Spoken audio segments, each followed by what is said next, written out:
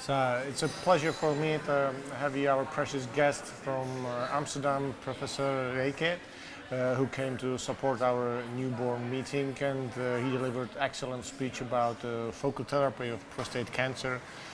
So you think that this is the way of the future of the treatment of patients with prostate cancer? First of all, I'm honored to be here, and it's always a pleasure to be in the Czech Republic again.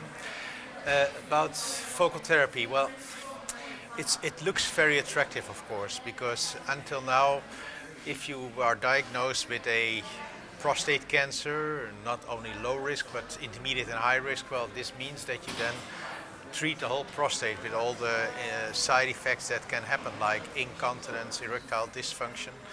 So from a patient perspective, it looks very attractive to treat only the tumor. The big problem at this moment is that we do not have enough data. So we have to wait further studies and before it can be introduced. Yeah, that will take some time. And we, as I pointed out in my presentation, we try to collaborate with all the people who are doing focal therapy to have at the end, because there are many different ways to deliver focal therapy, that at the end that we know what is the real role of focal therapy. The big issue is identifying the dominant tumor, and well, we have new imaging modalities, and they're becoming better and better. So I think it can have a future. Yeah. So we have to wait until we have the hard data, but the randomized clinical trial is on the way, if I understood correctly. So yeah, we now do with the Clinical Research Office of the Endourological Society. We also have a registry of all the patients that are being treated with focal therapy. But we also are doing a randomized trial where patients that on systematic biopsies, so we take 30 biopsies from the prostate, and then if patients have only 1 or 2 positive biopsies on one side of the prostate, we do focal therapy, so targeted therapy, only the tumor, versus hemiablation. Yeah. So that's the randomization. But these patients, they have a perinal template biopsy. Yes, that's what we discussed before.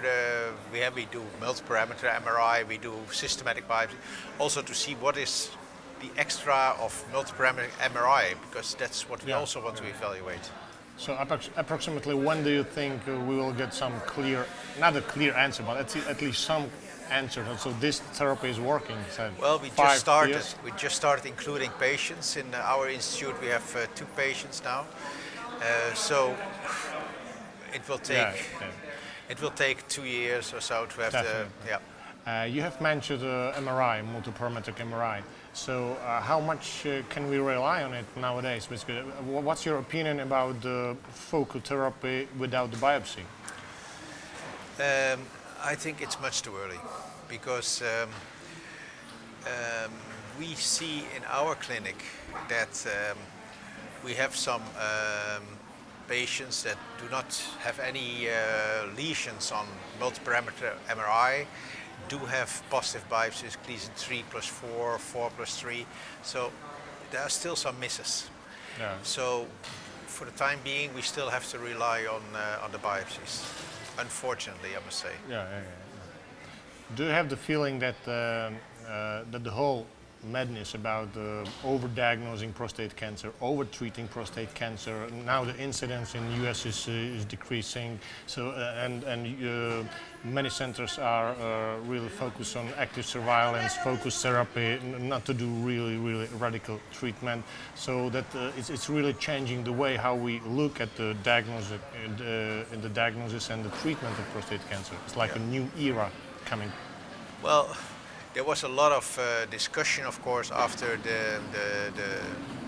the level of recommendation for PSA screening went down in the US, and then they say, oh, we are going to have much more deaths due to prostate cancer.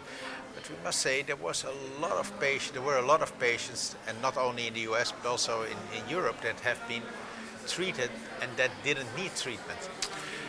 And well, the diagnosis as such is not such a big problem, but the treatment, and now we have the active surveillance. Well, that's I think that's a real progress now, and we see that there are many much less radical prostatectomies performed now in Germany and the US, and that's good, because everybody says I have perfect results, everybody is continent, everybody is potent, but in fact, if you really look close to the data, it's not as good as it is. It's the same trend as in Czech Republic now. And another field of your scientific focus is are biomarkers of prostate cancer. You have done a lot of research in this field. Is there any biomarker which you are using in your daily clinical practice apart of PSA? No, there are no biomarkers at this moment that really can help us to discriminate patients that do need treatment and do not treatment. And that's what we need, of course, that once you have a patient with elevated PSA, you have a prostate cancer, Gleason 3+3, 3 biopsies, 2 biopsies positive, that you then have a marker for aggressiveness for the future. But not even the gene fusion markers, and no, not yet. Not yet. Okay, so this is not the first time for you to be in Prague? No.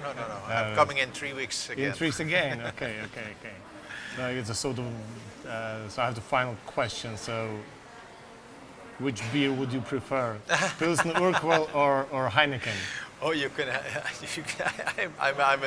I don't know anything about beer. I don't drink beer, so that's. You're from Amsterdam. Yeah, but I don't like beer, and as a real Dutch guy, I should say Heineken. But I know from people who know something about beer, Heineken is not real beer. So I think the Czech beer is better. Okay, thank you very much.